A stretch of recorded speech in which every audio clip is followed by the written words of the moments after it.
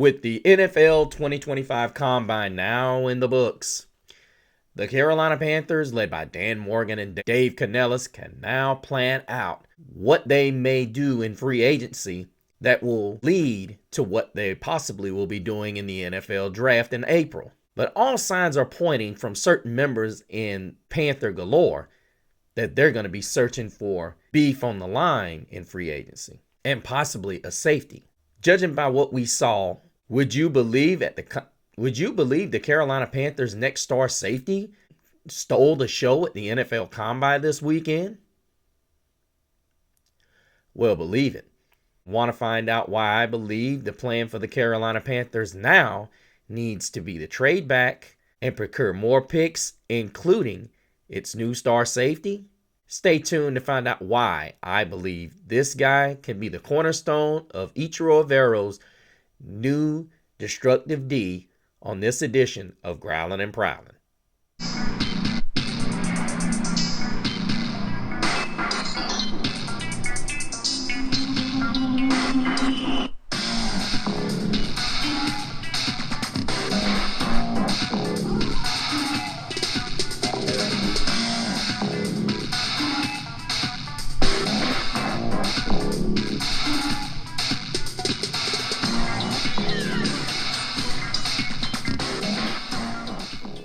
Welcome back, all you growlers.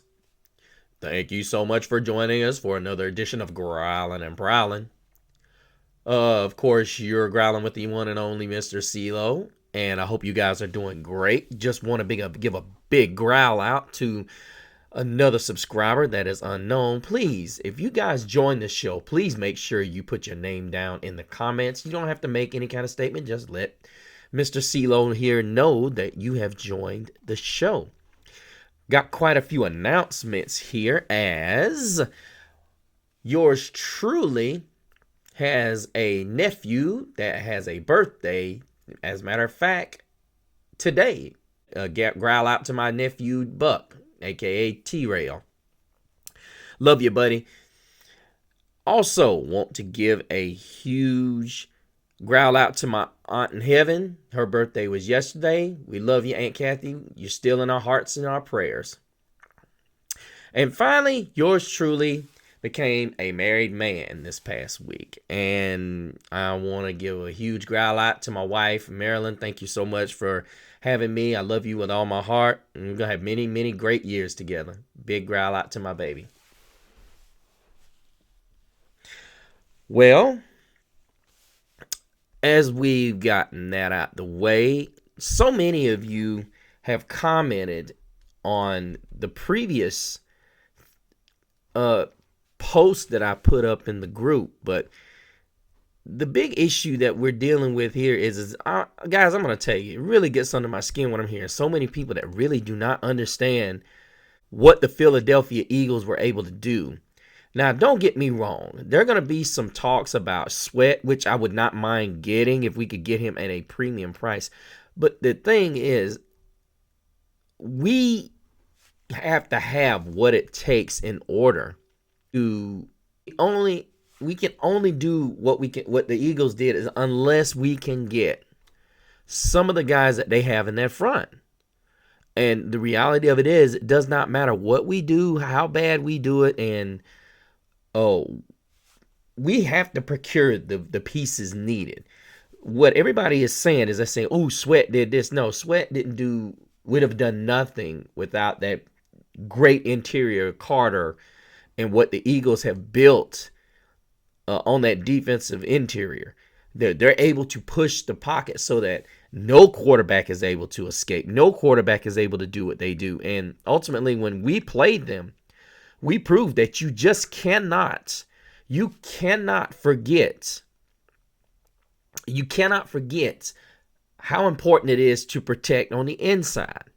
And the truth is, when you start discussing what is going to change the Carolina Panthers line, the number one thing is I'm hearing people say is edge. Finally, I started hearing someone must have been watching my show, because the reality of it is you don't stop the run with just edge play.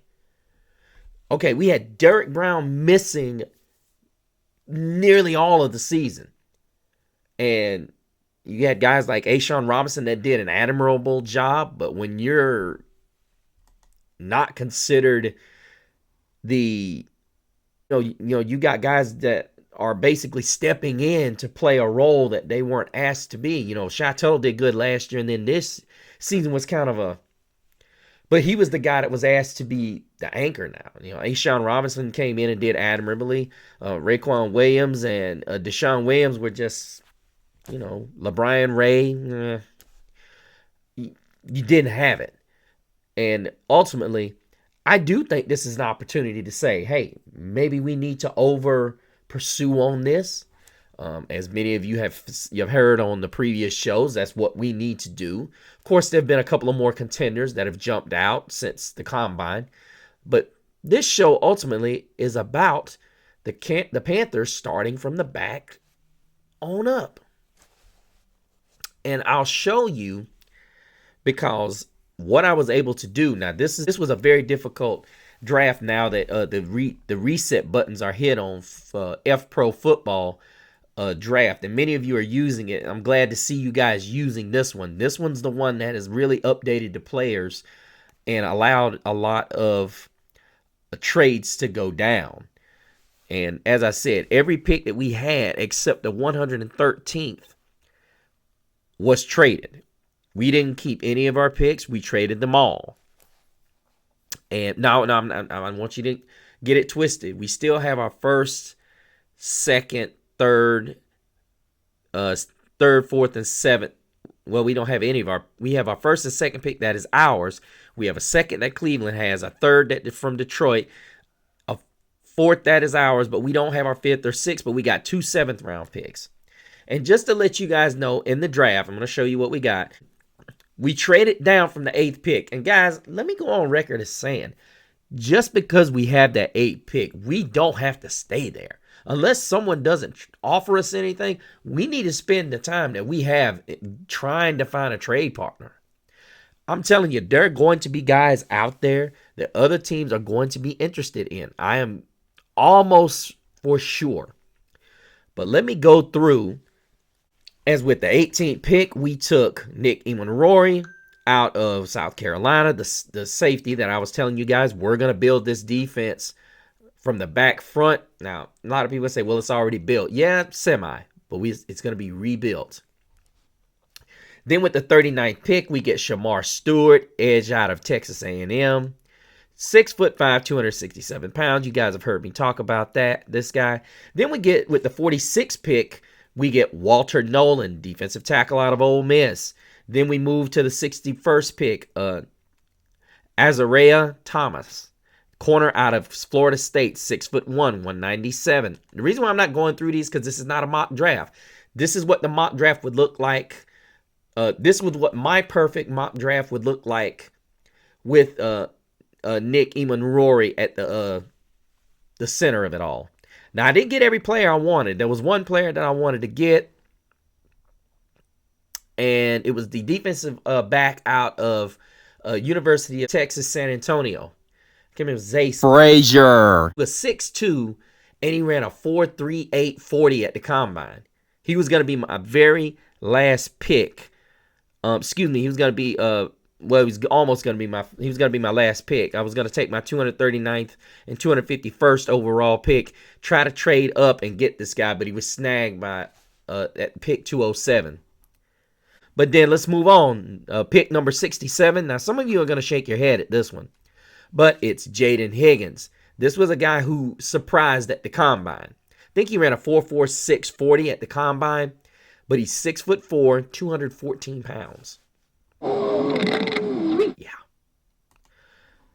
Yeah, so much for T. Higgins, right? We got Jaden Higgins. I like this kid.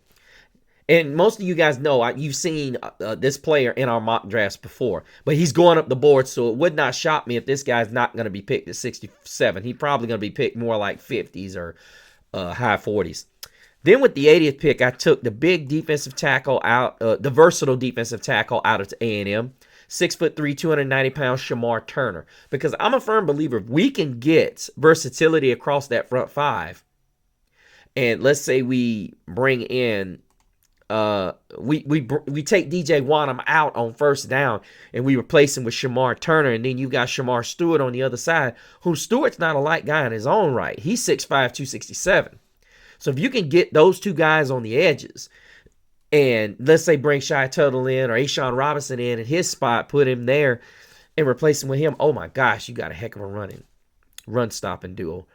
Then with the 97th pick, you get center out of Georgia, Jared Wilson. Now, a lot of people are going to say, why would you do that? My question on that is we do have Cade Mays, even though he's not under contract. And then you have, of course, Austin Corbett more than likely is going to be a cap casualty. And then you, of course, got Brady Christensen, who did great at center. I don't see any reason why to change it unless you're just going to bring in Jared Wilson to get him that experience before we move forward. But I always believe in depth. I always believe in that, and that's what we should stick with. Then with the 101st pick, we selected edge rusher David Walker out of Central Arkansas. You've heard me talk about him. 6 foot, 263 pounds. Excellent guy off the edge. The 113th spot, the one pick we actually kept, is probably one of the fastest players in this recruiting, in this draft class. Bashul Tootin, out of a running back out of Virginia Tech. I think he ran a 4.3 40, 5'9", 206 pounds. But the only problem with him was fumbles, and like I said, this is not here for a scouting report, but that's one of the fastest backs to be a great compliment to Chuba Hubbard. Then with the 116 pick, we took the other safety. Even though we have Damani Richardson, I still think we could move this guy in, and Malachi Moore, a safety out of Alabama, and slowly work him into the rotation. He's a great player, but I haven't seen many people talking about him, but I'm telling you, he's slowly moving up the draft boards with the way he performed as well at the combine. But he's a safety out of Alabama, so that says a lot. Number 124, you've heard of this guy, defensive tackle Darius Alexander. Tackle out of Toledo. We can always have depth. He's a 6'3", 305 pounds. Then with the 161st pick, Mitchell Evans, tight end, Notre Dame. You know how I love my Notre Dame guys. 6'5", 258 pounds. He was a really great pass-catching tight end before his injury 2 years ago. So, yeah, he will be great regardless of what happens with Tommy Tremble. You know, hopefully we can retain him and have 3 tight ends on the roster that are dangerous. But who's to say? Then, ultimately, I was unable to get Zay, the 6'2", 439 defensive back out of University of Texas San Antonio. So I ended up having 2 extra picks, which was linebacker Jackson Woodard, who could possibly be a guy who many people are going to look at and say, oh, he's too slow, he's this and that. Hey, you can get some snoozers in there. He's got a tackle percentage higher than most linebackers in this draft. But then let's move to 251. Tyler Shook, 6'4", 219 pounds. Many of you watched Louisville. You knew this guy was a pretty good player. But needless to say, these are 2 positions that are not necessarily important. But let's get to the reason why. Let's get to the reason why this draft would be important if it went this way. It's all because of Nick Ebenroy, the freakish athlete out of South Carolina. And as I'm going down this guy's sheet, I'm going to be showing you a few things on this guy. This guy is such an excellent tackler. He's such a good player. And a lot of the reason why South Carolina's defense was so good is because the 6'3", 220-pound guy that runs like a cat. Okay? He's drawn comparisons to Kyle Hamilton and Jeremy Chin because of his ability to run like a defensive back, a safety corner, if you will, and hit like a linebacker. Same thing we saw with Jeremy Chin and Kyle Hamilton. And running a 4.3, 40-yard dash and a 1.49 10-yard split with a 43 vertical jump and an 11.6 broad jump, and he bench pressed 20 reps at 20 reps on the 225.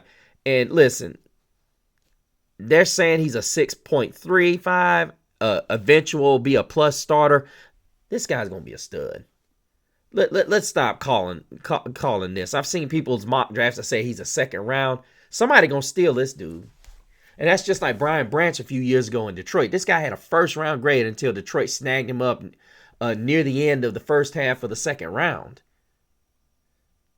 This is a guy that could be what Kyle Hamilton is Baltimore. You take Kyle Hamilton off that Baltimore defense. I mean, Baltimore has not had a successful pass rush in almost 2 to 3 years. And they blitz a lot. Sound familiar? It ain't just about good quality. You can get away with quality with pass rushing and get to the playoffs with a leaky run defense as long as you can cover on the back end. Now, we've got a shutdown corner. Mike Jackson's not horrible, but our safeties were not that good this year. They were not. And you have to have a guy back there that commands that kind of fear, whether it's throwing it down the field or in man coverage. And Nick Eamon-Rory and even Malachi Moore can do that. They can cover. So it eliminates the need to get a third nickel on a regular basis. But of course, I did get one. Nick Eamon-Rory is that rare blend of size, athleticism, and instincts at safety. Built like a modern wheel linebacker, yet fluid enough to patrol the secondary. He thrives as a split field defender. What truly sets him apart is his elite IQ. He processes the game instantly, much like Kyle Hamilton. With his quick decision-making and natural playmaking ability, Eamon-Rory has the traits to excel at the next level. And see, this is the problem I have. Safeties have gotten to be such a forgotten entity in this game, much like the running back on the offense. When you have really good safeties, most people don't look at it as it allows you to do so many more complex things with your defense. Whether it's cornerback blitzes, which we've solved from Carolina from time to time in Coach Avero's defense, or even linebackers themselves blitzing. When you can get a linebacker that can come up to the line of scrimmage and cover and press on a tight end in man coverage, that immediately tells everybody, okay, this is a press, but really it could be a blitz. It could be a zone, and the safety's blitzing. And with Eamon-Rory's speed and his ability to make those tackles, this is what really brings him as a solid, you could say, base for this defense now. I mean, I know everybody's going to say, well, we need an edge guy. Well, we can still get an edge guy. Didn't you see the draft? You could trade down. Now, I get it. You're not going to always see. For me, I think we traded down 3 times in the first round. And for me, I'm always looking for a deal that could get better. Like, for me, it's about the team that gets the first shot is going to be the team that's closest. See, a lot of people are going to say, oh, okay, well, if you got a team coming from 18 and they're giving you more, guaranteed more, you take that. Well, if you think about it, you can end up getting more the further you trade down. The more times you trade down till you get to the desired spot where you feel like your guy could fall. And ultimately, I don't see a lot of people looking at Nick Eamon-Rory as a first-round pick because, well, let me rephrase that. The Falcons have taken Nick Eamon-Rory at 15. The Seahawks have taken him at 18. And I know a lot of people are going to say, well, a lot of mocks are mocking him in the second round.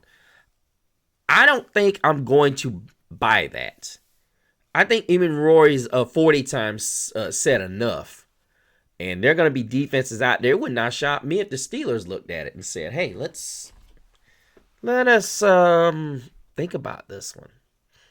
So we can't allow this guy to get away after about, I would say it would be even a risk to let the Falcons go after him unless there are some prospects out there that are that much better. I don't think there's any way if there's not a prospect out there better than Eamon-Rory, you let the Falcons or the Seahawks take a risk. You know, you just don't allow that. But the assessment of Eamon-Rory's tape could depend on which games you watch. He's a physical specimen with rare size and outstanding speed, but he doesn't always play with first to the action mentality and run support. When he gets it cranked up, he becomes much more effective tackler and overall run stopper from sideline to sideline. He's capable of playing over the top, inside the box, and even matching up with pass-catching tight ends. He's upright with average transition fluidity and coverage, but he has great recovery speed and uses his length to throw a blanket over the catch point. He has NFL traits and talent, so a boost in urgency could take him from a good starter to a great one. Same thing I love in corners. I love the size and the length.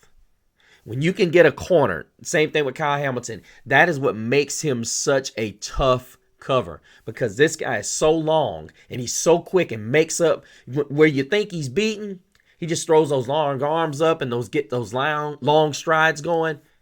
He's recovered. Run, run, run, run. He is recovered.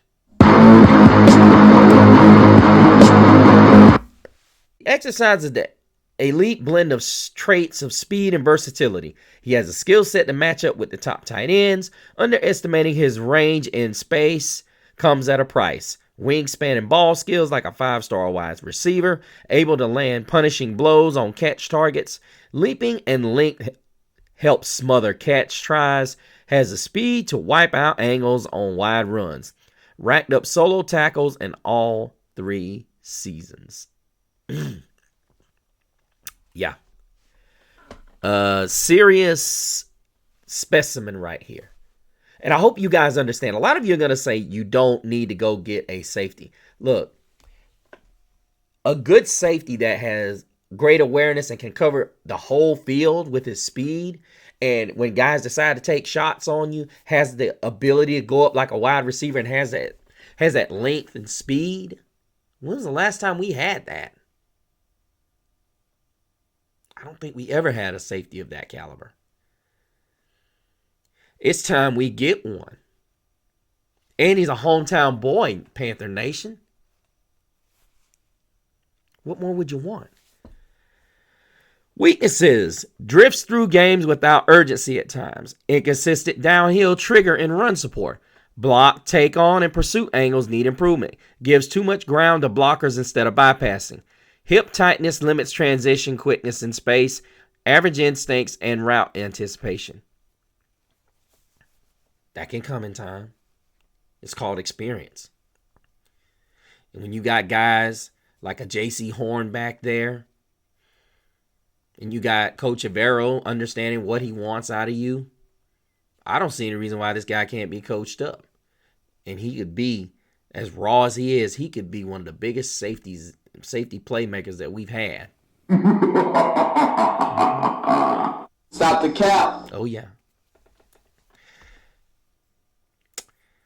But just looking at Eamon Rory and what he was able to do at South Carolina, it's overly impressive. I mean, his numbers are not overly, they don't jump out at you. And I know people are going to say, well, your 40 times don't mean nothing. But that South Carolina defense was just absolutely on fire the whole season. Well, most of the season. Right there at the tail end. This is why so much talk was about them being in the national championship, because that's where they were and just how good they really were. Now, from the front all the way to the back. A lot of it had to do with Nick Eamon Rory, who was just absolutely on fire for it. And you can't even question that. All you can do is look at what this guy was doing and how he was doing it. He was just doing so many different things on that South Carolina defense. And you have to look at this guy and say to yourself, this guy is going to be a star at this level. The question is, do we want to be the ones that pass on him for Walker or Pierce? Listen, these two guys are going to be good. Well, let me phrase that. Pierce is going to be good. I'm not sold on Walker. To me, he's just another Georgia boy, like the other Walker in Jacksonville. They're going to talk him up, and unless he ends up in the right situation, not sold on him. Not sold on him.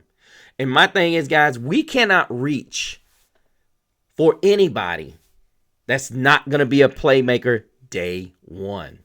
Not at the 8 spot.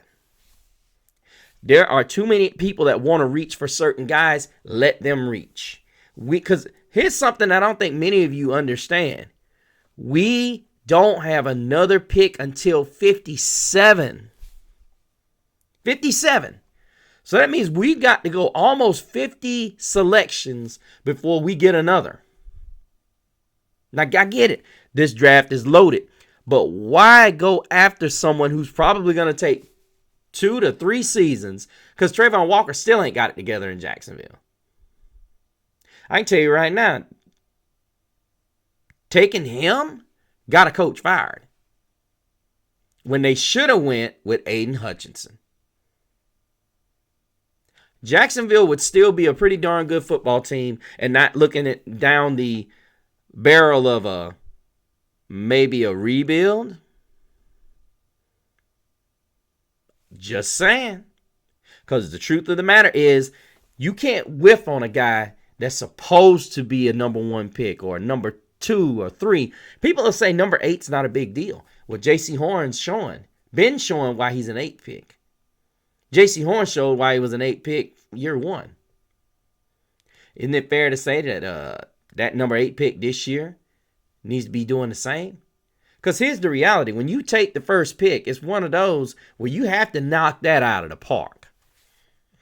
You can't go and say, okay, Walker's possibly the best pass rusher here because he eats up 2 positions. Oh, because he feels another need. Oh, we need to get him. No, you could possibly stick where you are this season and take your shot next year. Look, Josie Jewell ain't gone nowhere. Trevin Wallace ain't gone nowhere. I know what people are going to say. Well, you need to fill that void just in case somebody gets hurt. Well, it's called free agency. Stop doing what you think is going to be right for the Panthers. Let Shaq Thompson come back and finish his career here. Tell him to take a family-friendly deal. A team-friendly deal, and let him know we want you to retire after this season. Let us move in another direction because we are next season. We'll be working on that. But you don't just sit there and say, we're not willing to sign you again. I'm not with that.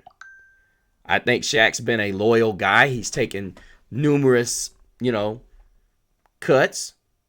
And for a guy that went to the Super Bowl in his rookie season and has been a staple of this franchise, you treat your franchise guys right. Dan Morgan, it ain't just about business. I'm also about hometown guys that have been grown here. Don't think other guys ain't paying attention to that.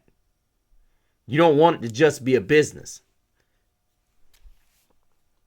You want it to be an organization that people embrace. When you get that attitude, you get a lot of guys that are willing to stay for less money.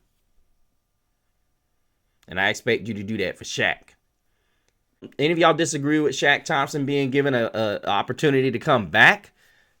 If you disagree, drop a thumbs down emoji in the comments. If you think I'm right, drop a thumbs up in the comments. Because here's the truth. I'm all about taking care of the guys that we had. Especially the ones that don't want to leave.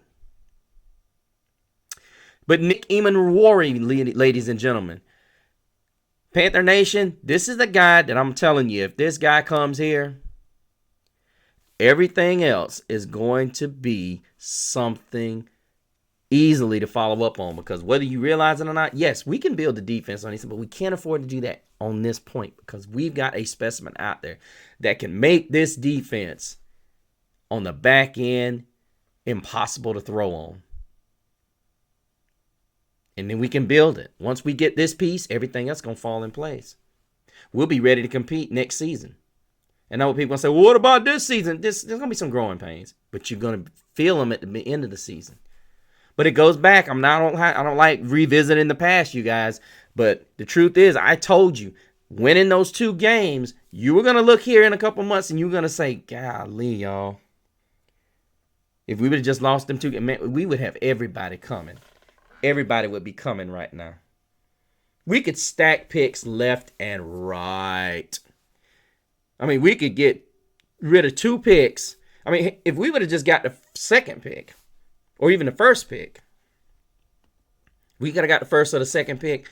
We wouldn't even had to trade back far enough. We could have went ahead and possibly traded and got Abdul Carter and possibly traded back in and got Nick Emmanwori. That's why I tell you guys, if you don't listen to anything else on the show, guys, I know y'all think some of y'all believe there's such a thing as a moral victory. Not when you're sitting here in March wondering what could have been. That would have looked pretty good, wouldn't it?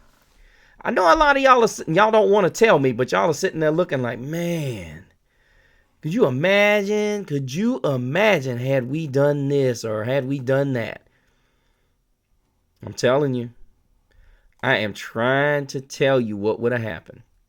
But we have a poll that I put out almost the day, what was the day before Valentine's Day. And which player should the Panthers draft at 8? And so many of you put Abdul Carter. And listen, if some miracle happens, that would be, yeah, you get that. You get that.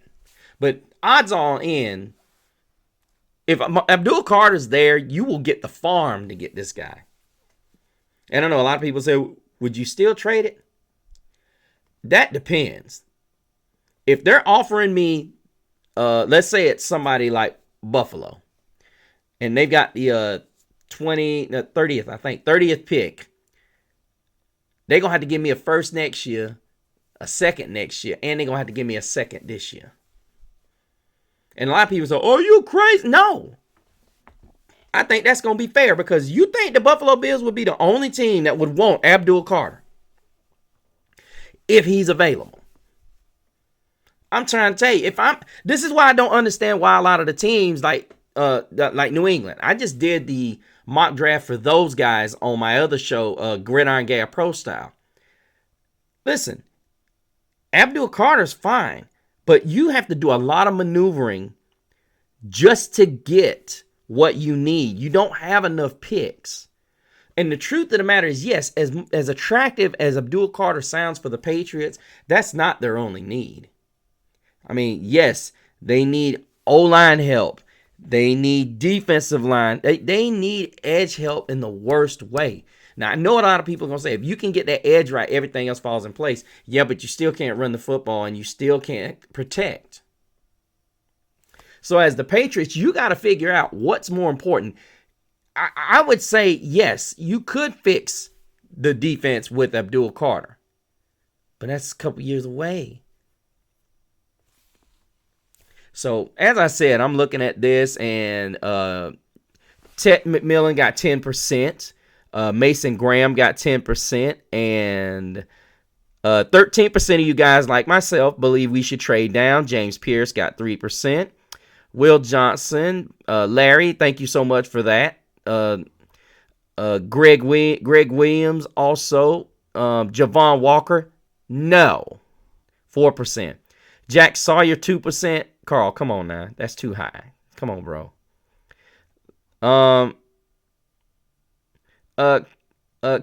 K. Leon, listen, if you don't like the fact that we're doing this, you don't have to watch. I'm talking about let the staff draft. We've already seen what they do. So you don't like it, you don't have to ask. Mike Green, edge out of Marshall. I like him, but not at number 8. Not at 8. And there's been a lot of people that have said that, and I've seen some mock drafts where edge players are going to go possibly like the quarterbacks did last draft. So, yeah, there could be a rush in this. I mean, you're not guaranteed. The NFL draft is so weird that 1 minute it could be this, the next minute it could be that. You just never know. And that's why when you see one player get picked, if another team goes after a certain, the same position, then you start seeing that run. You'll start seeing trade-offs coming. So, as I said, I hope something like that occurs. Maybe we get one of these big names still on the board. Maybe the Saints or somebody's enamored with James Pierce, or somebody's in love with Malachi Starks, which I hope no. Malachi Starks is not better than Nick Emanroy. I'm sorry. He or Xavier Watts. And I know a lot of people will say, well, no, I love the size and the range. You get a beastly guy like this out there. Quarterbacks are kind of, Where's he at? Oh, there he is. You got to account for a guy like him, Kyle Hamilton, and Jeremy Chin when he was being used correctly. But as I said, that is the there was 329 votes on that. Thank you guys so much for participating in that. As I said, overwhelmingly, Abdul Carter was the pick. Unfortunately, he's probably not going to be there. If any team is willing to accept trade calls with either New York or New England or even, I don't think the Raiders would get him. Crazier things have happened with the Vegas Raiders, or even the Jets. I don't think he's gonna fall that far. I think those teams will snag him right up when they get, if given the opportunity. So yeah, that's going to do it, you guys, for why I think Nick Eamon should be the Panthers' foundation of this draft. Make sure you comment down below and tell me what you did not like about Nick Eamon or whether we should just stick with the 8th pick and who you think we should draft. Also, go to my Facebook page at Growlin' and Prowlin', as well as joining the Growlin' and Prowlin' group and get updates and whatnot of all the shows that we will be doing.